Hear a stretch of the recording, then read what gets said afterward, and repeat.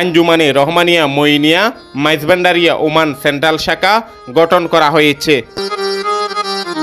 মঈনিয়া যুব forum Oman central শাখার সভাপতি রফিক মিয়ার সঞ্চালনায় আঞ্জুমানে রহমানিয়া মঈনিয়া মাইজভান্ডারিয়া ওমান সেন্ট্রাল শাখার কাউন্সিল অধিবেশনে মেহমানে আলা হিসেবে ভার্চুয়ালি শুভেচ্ছা বিনিময় করেন আঞ্জুমানে রহমানিয়া মঈনিয়া মাইজভান্ডারিয়ার সভাপতি আওলাদে গাউসুল আজম, মাইজভান্ডার রহমানিয়া মঈনিয়া মঞ্জিলের সাজ্জাদান শিন, শাহসফি ডক্টর সৈয়দ সাইফুদ্দিন আহমেদ আল হাসানি আল মাইজভান্ডারি।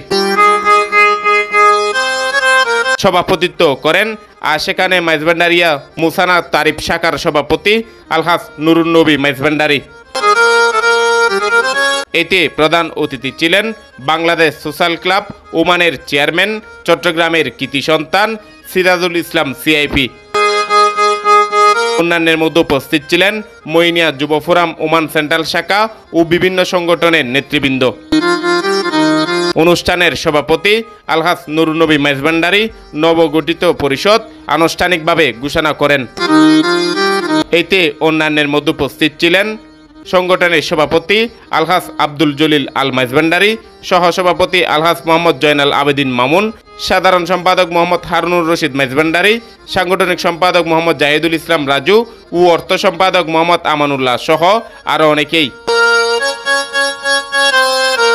পরবর্তীতে মিলাদ কিয়াম, মাইজভান্ডারি কালাম ও কেক কেটে কাউন্সিল অধিবেশন উদযাপন করা হয়।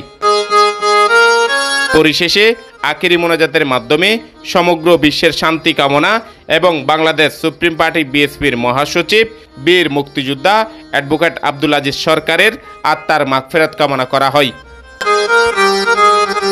কাউন্সিল অধিবেশন শেষে আঞ্জুমানে রহমানিয়া মঈনিয়া মাইজভান্ডারিয়ার পক্ষ থেকে কাউন্সিল অধিবেশনে উপস্থিত দূর দূরান্ত থেকে আগত সকলের প্রতি কৃতজ্ঞতা জানানো হয়।